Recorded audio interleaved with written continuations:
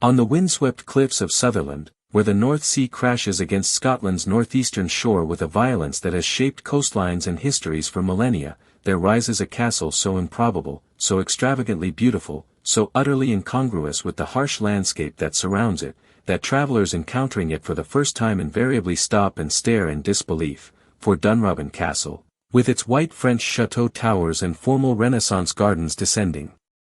in geometric terraces toward the sea, looks as though some giant hand lifted a Loire Valley palace and deposited it on the Scottish coast as a cruel joke, and the cruelty is not metaphorical but literal, for this castle, this fairy tale confection of turrets and spires that appears in tourist brochures as Scotland's most romantic castle, conceals a history so dark, so morally compromised, so stained with exploitation and forced displacement and systematic cruelty, that the Scottish nation has spent more than a century trying to forget it, trying to suppress the memory of what happened here, trying to avoid confronting the uncomfortable truth that this architectural masterpiece, this celebration of wealth and taste and Victorian confidence, was built and expanded using profits extracted from one of the most brutal episodes in Scottish history, the Highland clearances, that systematic depopulation of the Scottish Highlands in which tens of thousands of people were forcibly evicted from lands their families had occupied for generations, their homes burned, their communities destroyed, their ancient way of life obliterated, all so that landlords could convert agricultural land into more profitable sheep pastures, and no landlord pursued this policy more ruthlessly, more systematically, more without mercy or remorse than the Dukes of Sutherland, whose family seat was Dunrobin Castle, whose wealth funded its Victorian expansion from medieval fortress into palatial residence, whose power allowed them to act with impunity even as they destroyed the lives of thousands. And the central question that haunts Dunrobin, that echoes through its opulent rooms and manicured gardens, is this: how should a democratic society relate to a building of undeniable architectural beauty that was created through undeniable human suffering? And the answer reveals profound tensions in how we construct national identity, how we market heritage tourism, how we balance aesthetic appreciation with moral accountability, how we tell stories about the past that acknowledge both achievement and atrocity, and why Scotland, having struggled for decades with how to interpret Dunrobin honestly, has in many ways simply chosen to abandon it, not physically. The castle still stands, still operates as tourist attraction, but narratively, has abandoned the attempt to integrate it into coherent national story, has allowed it to exist in a kind of moral limbo where visitors can admire the architecture without confronting what that architecture represents, where the castle functions as beautiful object divorced from historical context, where the fairy tale is preserved and the dark truth suppressed, and to understand how this abandonment occurred, how a nation could simultaneously preserve and forget its grandest castle, we must travel back to the early 19th century, to the origins of the Highland clearances and the Sutherland family's role in that catastrophe, though Dunrobin itself is far older, dating to the Middle Ages when it served as fortified seat of the Earls of Sutherland, a square keep rising from the coastal cliffs as defensive position against rival clans and Norse raiders, but it was in the early 1800s when Elizabeth Gordon, 19th Countess of Sutherland, inherited vast Highland estates, nearly 1 million acres, making her the largest landowner in Western Europe, and married George Levison Gower, an English aristocrat who would become the first Duke of Sutherland and who was already fabulously wealthy from industrial investments in coal and canals. That Dunrobin's history became inextricably linked with one of Scottish history's greatest crimes, for Elizabeth and George, influenced by the agricultural improvement theories fashionable among British landed aristocracy, by the economic logic of capitalism that valued profit over people, by the prejudices of their class that viewed Highland culture as backward and Highland people as obstacles to progress, and perhaps most damningly by the sheer arithmetic that showed sheep farming would generate far higher revenues than the traditional system of small tenant farms, decided to fundamentally restructure their estates, to clear the interior glens of the tenant farmers who had lived there for generations and resettle them on the coast where they might scratch out livings from fishing and kelp harvesting, or simply drive them away entirely to emigrate to Canada or America or the industrial cities of the South, and to convert the cleared lands into vast sheep runs that would generate revenues appropriate to the scale of the Sutherland fortune. And this decision, framed by its advocates as modernization and improvement, as bringing progress to a backward region, as civilizing mission that would lift Highland people from poverty and ignorance into the modern commercial economy, was experienced by those who lived on the land as catastrophic violence, as the destruction of their world. For the Highland crofters who farmed the inland glens were not simply tenants in the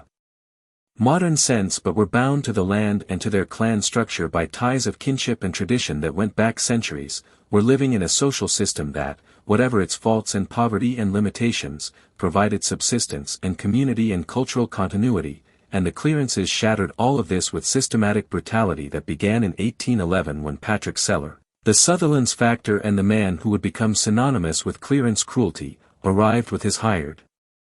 enforcers at the settlement of Strathnaver with eviction notices and torches, burning homes to ensure displaced families could not return, driving people from their ancestral lands with a violence that still resonates in Highland memory, and Seller, who believed sincerely that he was bringing civilization to savages, who viewed Highland people with contempt as primitive obstacles to progress, who wrote letters describing them as barely human and certainly inferior to the sheep that would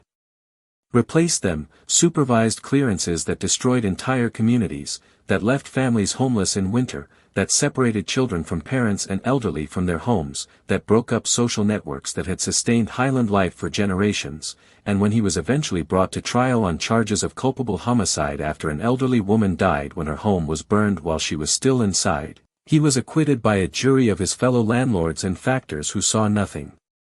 criminal in his actions, who regarded the clearances as necessary and legal exercise of property rights, and Seller returned to his work with the Sutherlands' full support and continued the clearances for years more, and the scale of what happened in Sutherland is difficult to fully comprehend. Perhaps 15,000 people displaced from an area roughly the size of Yorkshire, with some 400 communities destroyed between 1811 and the 1820s when the most intensive phase of clearance occurred, though the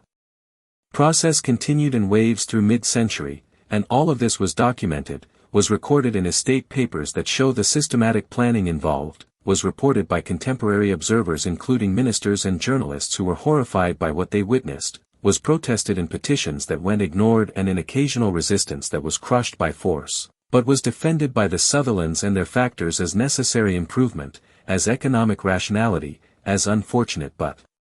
required transformation, and the profits from these cleared estates, the revenues generated by replacing thousands of people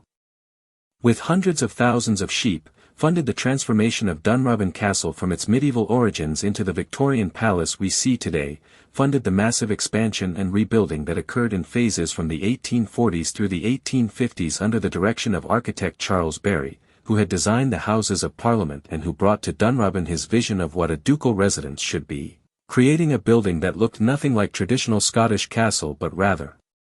like French chateau transplanted impossibly to the Scottish coast, with its white towers topped by conical spires, its steep roofs and dormers, its Renaissance and Baroque decorative vocabulary, its formal gardens inspired by Versailles, its interiors decorated with the finest materials money could buy, marble from Italy, tapestries from France, furniture commissioned from the best craftsmen in London. And the result was a building that announced to anyone who saw it that the Sutherlands were among the wealthiest and most powerful families in Britain, that their taste and culture rivaled that of royalty, that they had transcended mere Scottish nobility to become part of international aristocratic elite, and the bitter irony, the moral obscenity that hangs over Dunrobin like the sea mist that so often shrouds its towers, is that every beautiful room, every elegant tower, every manicured garden bed was paid for with money extracted from people who were simultaneously being driven from their homes, that the castle's splendor was built quite literally on the ruins of Highland communities, that the more magnificent Dunrobin became the more people had to be cleared to pay for it, that the Sutherlands lived in increasing luxury, maintaining multiple residences including a London palace that was among the grandest in the city, even as the people whose rents and labor had traditionally supported the estate were being systematically destroyed, and this is not metaphor or exaggeration or political rhetoric but documented historical fact, provable from the estate accounts that show revenues rising as populations fell, from the architectural records that show Dunrobin's expansion funded by Highland rents, from the correspondence that reveals the Sutherlands' awareness of what was happening and their determination to continue regardless of human cost. And yet when you visit Dunrobin today, when you pay your admission fee and walk through its opulent staterooms admiring the gilded ceilings and the ancestral portraits, when you stroll through its formal gardens with their perfectly maintained parterres overlooking the sea, when you read the guidebook and listen to the audio tour and watch the introductory video, you encounter almost no mention of the clearances, almost no acknowledgement of how the castle's magnificence was funded, almost no suggestion that the beautiful building you are admiring has a dark history, for the castle, now operated as tourist attraction by a charitable trust after the Sutherland family could no longer afford to maintain it, has made a deliberate choice to present itself as simply beautiful historic house, as architectural achievement to be appreciated, as example of Victorian grandeur and aristocratic taste, and the clearances, when mentioned at all, are described in language so passive and euphemistic that their violence and scale become nearly invisible, are presented as unfortunate but probably necessary economic transformation, as modernization that displaced some people but ultimately benefited the region, as complex historical process about which reasonable people can disagree, and this interpretive strategy, this choice to present the castle's history in ways that minimize its darker aspects, that emphasize architectural achievement over human cost, that allow visitors to enjoy the beauty without confronting the suffering, represents a kind of ongoing violence, a continuation of the clearances. Logic that Highland experience doesn't matter, that the suffering of ordinary people is less important than the achievements of the great, that we should celebrate aristocratic culture without questioning too deeply how that culture was funded or what it cost those who were not aristocrats, and this is particularly troubling because the clearances are not ancient history safely confined to distant past, not events so far removed from present that they have lost emotional resonance, but remain living memory in Highland Scotland, remain part of family stories passed down through generations, remain component of community identity and cultural grievance, remain open wound that has never properly healed because it was never properly acknowledged, never adequately compensated, never honestly integrated into national narrative in ways that would allow genuine reckoning and reconciliation, and Dunrobin, standing in its magnificence on the Sutherland coast, serves as permanent architectural reminder of that wound, stands as built evidence of the exploitation and cruelty, and the question becomes whether such a building should be preserved at all, whether we have any obligation to maintain structures so thoroughly compromised by the injustice that created them, whether preservation itself might be form of complicity that honors perpetrators rather than victims, and Scotland has never adequately answered this question, has instead chosen a kind of willful forgetting, a deliberate decision not to look too closely at what Dunrobin represents, has allowed the castle to exist in tourism materials as simply beautiful destination, as romantic location for weddings and filming, as economic asset that brings visitors and revenue to a region that desperately needs both, and this decision, while understandable given economic pressures and the complexity of the moral issues involved, represents abandonment in the deepest sense, abandonment of the responsibility to tell truth, abandonment of the project of using historic sites to educate rather than simply entertain. Abandonment of the communities whose ancestors were cleared to build this castle, and this abandonment matters because heritage interpretation is never neutral, never simply about preserving old buildings, but always involves choices about whose stories to tell and how to tell them, about which aspects of history to emphasize and which to minimize, about what lessons we want visitors to learn and what understandings we want them to take away, and by choosing to present Dunrobin as beautiful castle without adequately confronting what that beauty cost, without centering the clearances in the interpretation, without ensuring that every visitor understands that they are walking through a building paid for by forced displacement and community destruction, the castle's operators and the Scottish heritage establishment more broadly are making choices that privilege aesthetics over ethics, that value tourism revenue over historical honesty, that protect the reputations of the powerful at the expense of remembering the powerless, and these choices reveal deep anxieties in Scottish national identity, for Scotland prides itself on egalitarian traditions, on democratic values, on resistance to oppression whether from English overlords or internal tyranny, on Highland culture with its emphasis on clan loyalty and communal solidarity, but the clearances complicate this narrative profoundly, reveal that the greatest enemies of Highland people were often not English but Scottish, were members of Scottish aristocracy who happened to speak English and identify with London society but who bore ancient Scottish titles and claimed descent from the very clan systems they were destroying, and the Sutherlands, though among the most anglicised of Scottish nobles, were undeniably Scottish, were hereditary chiefs of Clan Sutherland, were supposed to have reciprocal obligations to their people that the clan system traditionally imposed, and their violation of these obligations, their treatment of clan members as mere tenants to be removed when economically convenient, their prioritization of profit over traditional responsibilities, represented betrayal not just of individuals but of entire social system, and acknowledging this, really confronting it, requires admitting that Scottish history is more complicated than nationalist narratives suggest, that exploitation and oppression operated within Scottish society as vigorously as any imposed from outside, that Highland clearances were not English colonialism but Scottish aristocratic capitalism, were carried out by Scots against Scots with enthusiasm and systematic brutality, and this is uncomfortable truth that disrupts comfortable myths about Scottish solidarity and resistance, and so it is easier, more convenient, less politically fraught to simply avoid the issue, to present Dunrobin as beautiful castle and leave visitors to make what they will of it, and most visitors, lacking historical context, having come to see romantic Scottish castle and admire beautiful architecture, simply enjoy the aesthetics, photograph the fairy tale towers, walk through elegant rooms filled with fine furniture and family portraits, stroll through formal gardens that required armies of gardeners to maintain, and leave without any understanding of what happened here, of what this building represents, of whose suffering paid for this splendor, of how the money that built these towers was extracted from people being simultaneously driven into exile. And this represents failure of historic interpretation, moral failure to use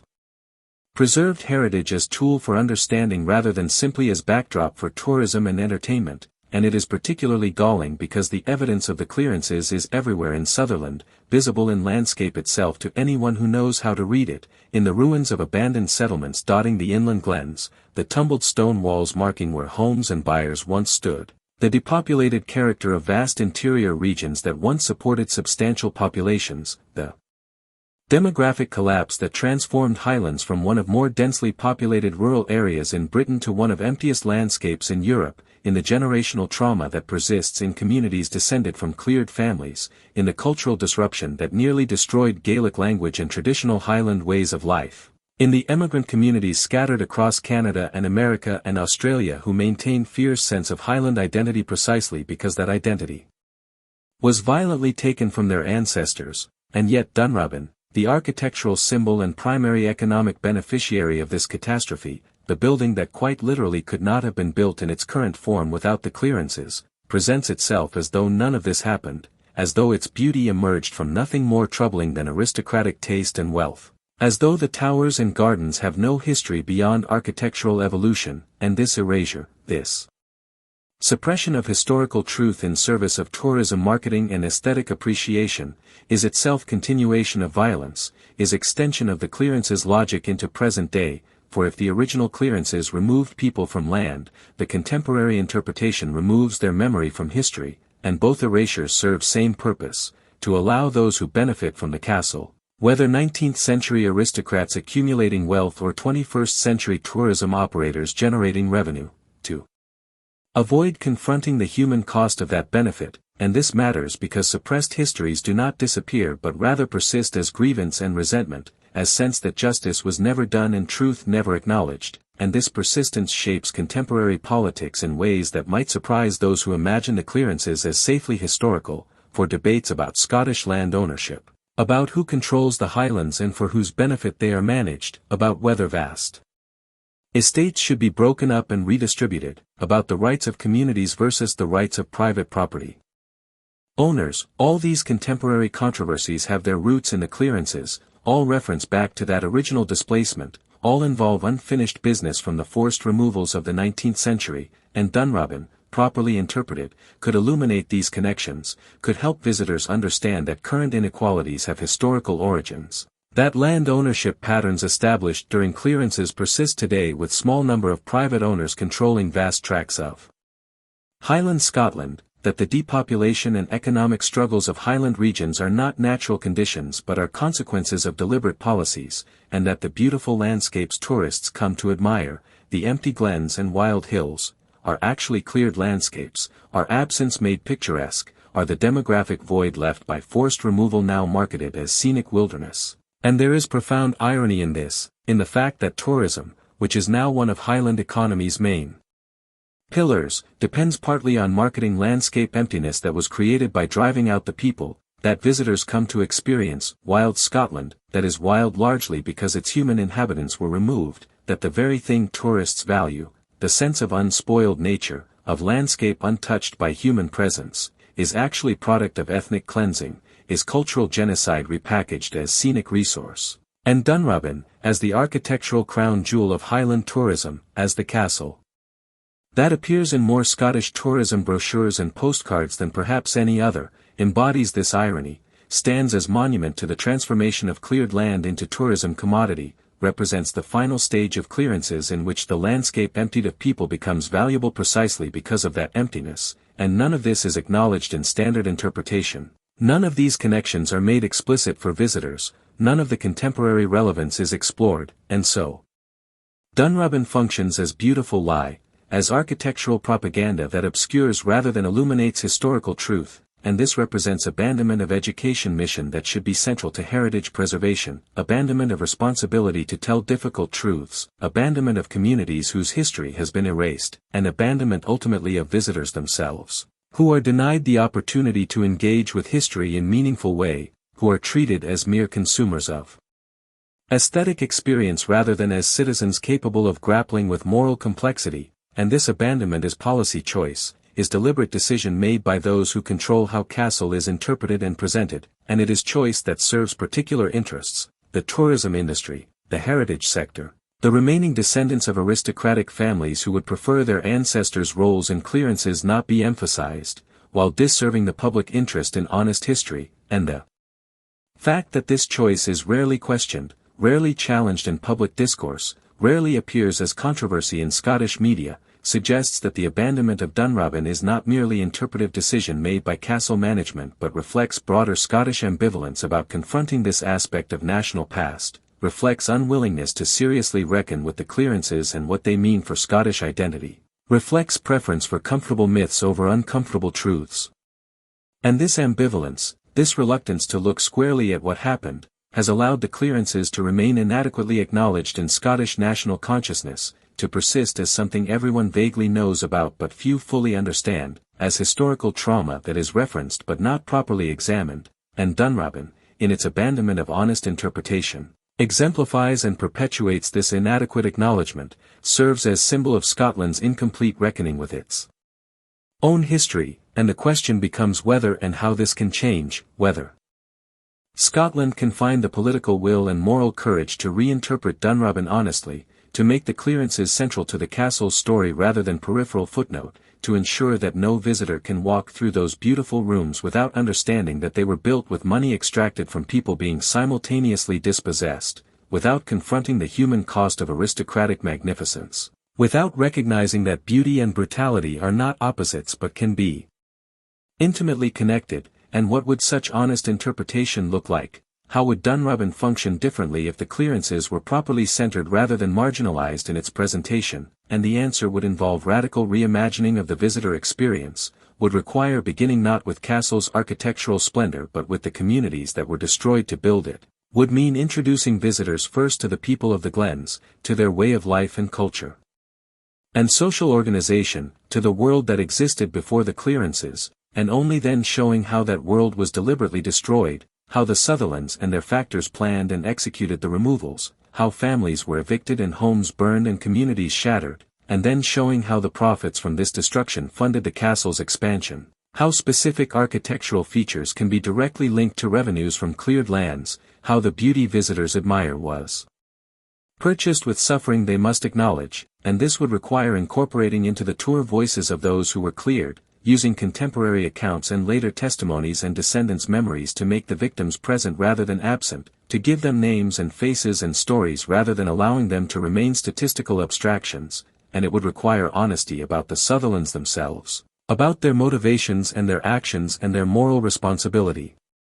Refusing the temptation to excuse them as merely people of their time or to minimize their agency by blaming economic forces or historical inevitability, for the clearances were choices, were decisions made by specific people who had other options, who could have managed their estates differently, who could have prioritized human welfare over maximum profit, and they chose not to, chose systematic clearance instead, chose to destroy communities in pursuit of wealth, and they must be held Accountable for those choices even centuries later, not through legal punishment obviously but through historical judgment, through clear acknowledgement that what they did was wrong, was cruel, was in modern terminology ethnic cleansing and cultural genocide, and that their castle stands as monument to that crime, beautiful perhaps but fundamentally compromised, and visitors must be trusted to handle this complexity, must be given the historical information and moral framework to form their own judgments, must be treated as adults capable of holding multiple truths simultaneously, that the castle is architecturally magnificent and that it represents terrible injustice, that the Sutherlands created great beauty and perpetrated great cruelty, that we can appreciate artistic achievement while condemning the means by which it was funded, and this more honest, more complex, more morally engaged interpretation would transform Dunrobin from abandoned site into site of active reckoning, from place where uncomfortable truths are suppressed into place where they are confronted, from beautiful lie into difficult truth, and this transformation is possible, is not merely theoretical but is achievable with sufficient will and resources, and other sites have managed similar reinterpretations, have found ways to acknowledge dark histories while maintaining their function as heritage attractions, have demonstrated that honesty about the past need not mean abandonment of preservation or loss of visitor appeal but can actually enhance both by providing deeper, more meaningful engagement with history. And Dunrobin could follow this path, could become model for how to interpret sites of historical injustice, could show that Scotland is capable of confronting its past honestly, but this would require overcoming the abandonment, would require recommitment to truth over comfort, to education over entertainment, to remembering victims as well as celebrating victors, and until that recommitment occurs, Dunrobin will remain as it is now, Scotland's grandest castle and Scotland's greatest evasion. Most beautiful building and most thoroughly abandoned truth, architectural masterpiece and moral failure, fairy tale palace concealing nightmare history, and monument to the proposition that nations, like individuals, can choose to forget what they find too uncomfortable to remember, can abandon responsibility for honest reckoning, can preserve buildings while abandoning the truths those buildings embody. And Scotland's abandonment of Dunrobin, its refusal to interpret the castle honestly, its decision to market beauty while suppressing history, stands as testament to that choice, to that abandonment, to that ongoing failure to fully reckon with the Highland clearances and what they mean for Scottish identity and Scottish justice, and the castle on the cliff, white towers gleaming, gardens perfectly maintained, tourists streaming through in their thousands, remains beautiful, remains popular, remains profitable, and remains fundamentally dishonest, remains monument to forgetting rather than remembering, to erasure rather than acknowledgement, to abandonment rather than reckoning, and so it will likely remain until Scotland decides that truth matters more than tourism revenue, that historical honesty matters more than comfortable myths, that the memory of those who were cleared matters more than the sensibilities of those who visit, and that a nation's relationship with its past should be characterized not by abandonment but by engagement, not by suppression but by honesty, not by forgetting but by remembering, and that its grandest castle should tell its fullest truth, and yet the question remains whether truth-telling at sites like Dunrobin is even possible within the current structures of heritage tourism, whether the economic imperatives that drive castle operations and the aesthetic expectations that shape visitor experiences create insurmountable barriers to honest interpretation, for Dunrobin is not state-owned museum with educational mission paramount but is rather trust-operated tourist attraction that must generate revenue to survive, must compete with other Scottish castles and Highland destinations for visitors, must present itself in ways that appeal to international tourists seeking romantic Scotland of postcards and period dramas, and this creates profound tension between what honest interpretation would require and what tourism markets reward. For the uncomfortable truth is that most visitors to Dunrobin are not seeking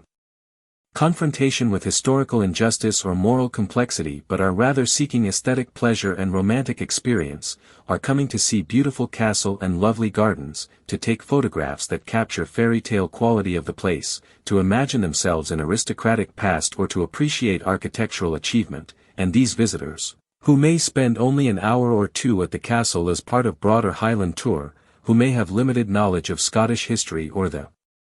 clearances, who are on holiday and seeking enjoyment rather than political education, might resist or resent interpretation that emphasizes suffering and exploitation, might feel their experience is being ruined by historical moralizing, might write negative reviews complaining that the visit was depressing or guilt-inducing rather than enjoyable, and these economic and practical considerations, while not justifying suppression of truth, do help explain why castle management has chosen the path of abandonment, has decided that survival as tourism business requires avoiding difficult history, has concluded that honest interpretation of the clearances would drive visitors away or damage the castle's reputation or create public relations problems that would threaten its economic viability, and there is bitter irony in this, in the fact that concern for economic survival prevents honest discussion of how economic considerations drove the original clearances, in the way that financial pressures in the present are used to justify suppressing history of how financial pressures in the past led to ethnic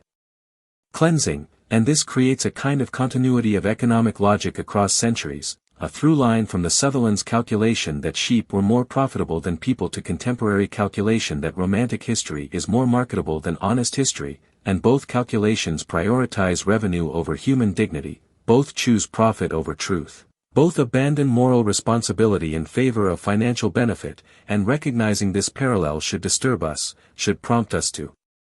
question whether we are comfortable with heritage sites operating primarily as businesses rather than as educational institutions, whether we accept that economic viability can justify historical dishonesty, whether we are willing to allow important sites of historical trauma to be interpreted in ways that suppress that trauma in service of tourism marketing. And these are not merely theoretical questions but have real consequences for how societies remember their pasts and understand their presents, for heritage sites are not neutral spaces but are rather powerful shapers of historical consciousness, are places where national narratives are constructed and contested, where collective memory is formed and reformed, where each generation negotiates its relationship to the past, and when sites like Dunrobin choose abandonment over engagement, choose suppression over honesty, they are actively shaping how people understand Scottish history, are teaching visitors that Highland landscapes are naturally empty rather than forcibly cleared, are suggesting that aristocratic wealth was unproblematic, are presenting the past in ways that obscure the mechanisms of exploitation and the realities of class power, and these lessons, though delivered implicitly through what is not said rather than explicitly through what is said, are nonetheless powerful, are absorbed by visitors who may never consciously recognize they are being taught particular interpretation of history, and this makes the stakes of heritage interpretation higher than they might initially appear, makes decisions about how to present places like Dunrobin into decisions about what kind of society we want to be, what relationship we want to have with difficult pasts, what values we want to embody in our public institutions. And Scotland's abandonment of honest interpretation at Dunrobin suggests a society that has decided comfort is more important than truth, that economic concerns trump educational responsibilities, that we would rather not know, not confront, not reckon with the darker aspects of our history, and this is troubling not just because it dishonors those who suffered the clearances but because it suggests broader failure of civic courage, broader unwillingness to confront difficult truths, broader preference for myths over realities, and these failures have consequences beyond heritage tourism, shape political culture and public discourse, create environment in which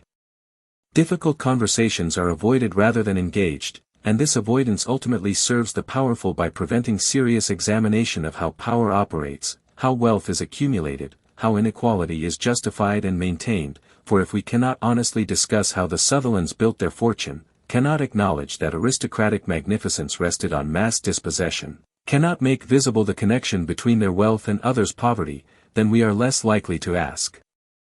similar questions about contemporary wealth, less likely to examine how today's fortunes are accumulated, less likely to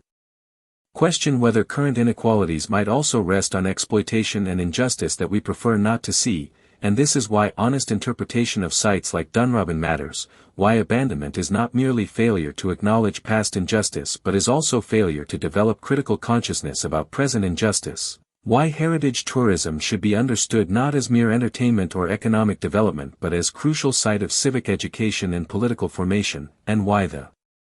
choice to suppress difficult history at Dunrobin is choice with ramifications that extend far beyond a single castle in the Scottish Highlands, and yet it is also important to acknowledge the genuine difficulties involved in attempting more honest interpretation, the practical and political obstacles that make change difficult even when it is desired. For Dunrobin's current interpretation is not merely conspiracy of the powerful or simple moral failure but is rather product of complex forces.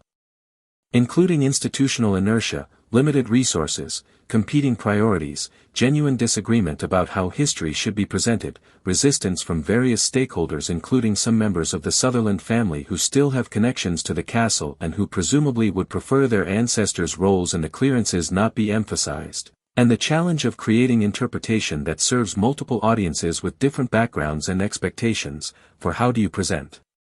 history that will be meaningful to Scottish visitors who may have family memories of the clearances alongside international tourists who have never heard of them? How do you provide adequate context and emotional impact without making the tour so long and demanding that it loses visitors' attention? How do you balance respect for those who suffered with acknowledgement that history is complex and that even the Sutherlands existed within social and economic systems that shaped their choices, and how do you avoid reducing the story to simple morality tale of villains and victims when the reality, as always, was more complicated, more ambiguous, more difficult to judge with the clarity that moral certainty requires, and these are genuine challenges, real obstacles to creating the kind of interpretation that Dunrobin needs, but they are not insurmountable obstacles, not justifications for abandonment, but rather problems that require careful thought and adequate resources and willingness to prioritize truth over comfort. And other sites have navigated similar challenges, have found ways to present difficult histories in ways that are both honest and effective, have demonstrated that visitors can handle complexity and ambiguity and moral difficulty when interpretation is done well, and there is no reason Dunrobin could not do the same, could not become model for how to interpret sites of historical injustice within context of heritage tourism, except that doing so would require commitment that Scotland has thus far been unwilling to make, would require acknowledging that current interpretation is inadequate, would require investing resources in research and interpretation development, would require facing potential controversy and criticism, would require accepting that some visitors might be uncomfortable or that tourism numbers might initially decline, would require courage to prioritize historical truth over short-term economic calculations, and this courage is precisely what has been lacking, is precisely what Scotland's abandonment of Dunrobin represents, and the question becomes what might prompt change, what would be necessary to overcome the abandonment and move toward more honest interpretation, and the answer almost certainly involves pressure from below rather than decisions from above, requires communities affected by the clearances to demand better interpretation, requires scholars and educators to publicly critique current approach, requires journalists to investigate and expose the gap between Dunrobin's presentation and historical reality, requires political leaders to acknowledge that heritage interpretation is not merely tourism marketing but is public education with civic importance, and requires enough people to care, to insist that truth matters, to refuse to accept that beautiful castles can simply ignore the suffering that built them, and there are signs that such pressure is building, that conversation about the clearances is changing. That willingness to confront difficult aspects of Scottish history is growing, that younger generation of Scots is less invested in comfortable myths and more interested in honest reckoning, and that the long silence about the clearances is beginning to break, and if this pressure continues, if it grows strong enough, if it becomes impossible for castle management to continue current interpretation without facing significant criticism and resistance, then change may become possible, may become necessary, may transform Dunrobin from abandoned site into site of honest reckoning, but this transformation is not inevitable, is not guaranteed, depends on sustained effort and political will, and could be delayed or prevented by various forces including economic crisis that makes castle management more risk-averse, political backlash against what some might characterize as excessive focus on historical grievances, or simple inertia and resignation that assumes change is impossible and current interpretation is best we can hope for, and combating these obstacles requires understanding that honest interpretation of sites like Dunrobin is not merely matter of historical accuracy or academic interest but is actually crucial to contemporary justice, is part of ongoing struggle to create society that acknowledges rather than denies past injustices, that confronts rather than evades difficult truths, that prioritizes human dignity over property rights and economic calculation, and that recognizes that how we remember the past shapes what futures we can imagine and what presents we can build. For if Scotland cannot honestly confront the clearances, cannot acknowledge that its grandest castle was built on ethnic cleansing, cannot make visible the suffering that underlies the beauty, then it is less likely to confront contemporary injustices in land ownership and wealth concentration, less likely to question current arrangements of power and property, less likely to imagine alternatives to status quo that continues to privilege few at expense of many, and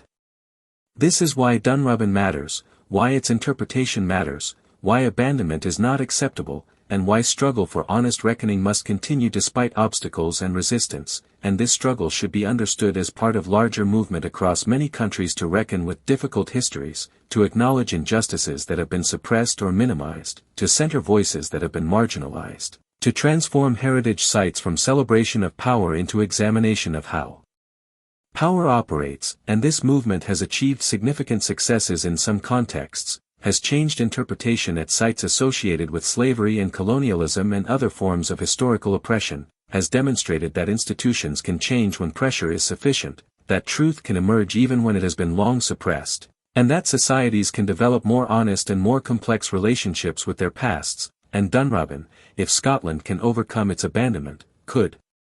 become part of this global reckoning, could show how even sites deeply compromised by injustice can be repurposed for education and truth-telling, could demonstrate that beauty and honesty need not be opposed, that we can appreciate architectural achievement while acknowledging human cost, that magnificent buildings can be preserved while their histories are honestly told, and that heritage tourism can serve educational rather than merely commercial purposes, and this transformation would not diminish Dunrobin but would rather enhance it, would make it more rather than less significant, would give it purpose beyond aesthetic pleasure, would connect it to contemporary struggles for justice and equality, would make it relevant to broader conversations about power and privilege, and would transform it from abandoned site into active participant in Scotland's ongoing negotiation with its own history, and this is the future Dunrobin deserves, the interpretation it requires, the reckoning it demands, but achieving this future requires overcoming the abandonment, requires Scotland to stop evading and start engaging, to stop suppressing and start acknowledging, to stop marketing myths and start teaching truths, and to recognize that its grandest castle can become its most important lesson, if only it has courage to tell that castle's fullest story, to center the clearances rather than marginalizing them, to make visible the suffering rather than highlighting only the splendor, to honor the dispossessed rather than celebrating only the possessors, and to understand that true heritage preservation means preserving not just buildings but also memories, not just architecture but also truth, not just beauty but also justice, and that abandoning this responsibility, as Scotland has abandoned honest interpretation of Dunrobin, is ultimately abandoning not just a castle but a fundamental obligation to past, present, and future, is choosing comfort over courage, is prioritizing profit over principle, and is allowing one of history's great injustices to be compounded by contemporary silence, and so Dunrobin stands on its cliff, white towers gleaming in the northern light, gardens descending in perfect terraces toward the restless sea, tourists arriving in coaches to photograph and admire and marvel, and the castle functions, operates, generates revenue, provides employment, contributes to local economy, serves all the practical purposes that justify its preservation, but it does not tell its truth, does not acknowledge its history, does not confront what it represents, and in this failure it remains abandoned, not physically but morally, not structurally but narratively, not as building but as witness, and Scotland's grandest castle remains also its greatest evasion, its most beautiful lie, its most thorough abandonment of historical responsibility, and this abandonment will continue, this silence will persist, this suppression will endure, until Scotland decides that the truth about Dunrobin and the clearances matters more than comfortable myths, that honest education matters more than tourism marketing, that remembering victims matters more than protecting perpetrators' reputations, and that a nation's relationship with its most troubled heritage sites should be characterized not by abandonment but by engagement, not by silence but by truth-telling, not by marketing but by mourning and remembering and learning, and that the fall of Dunrobin's Victorian Empire, the collapse of the Sutherland family's power and prestige, the transformation of the castle from private palace to public attraction, should be understood not as unfortunate decline of noble family but as opportunity for justice, as chance to finally tell the full story, as possibility for transforming monument to exploitation into site of education and reckoning, and that this opportunity, though it has been squandered through abandonment and evasion, remains available, remains possible, awaits only sufficient will and courage and commitment to truth to be realized, and when that realization comes, if it comes, Dunrobin will finally fulfill its true purpose, will become not just beautiful castle but honest monument, not just tourist attraction but civic educator, not just preservation of architecture but preservation of memory, not just celebration of what was built but acknowledgement of what was destroyed to build it, and Scotland will have finally overcome its abandonment, will have finally confronted its grandest castle's darkest truth, and will have demonstrated that nations, like individuals, can choose courage over comfort, can choose honesty over evasion, can choose to remember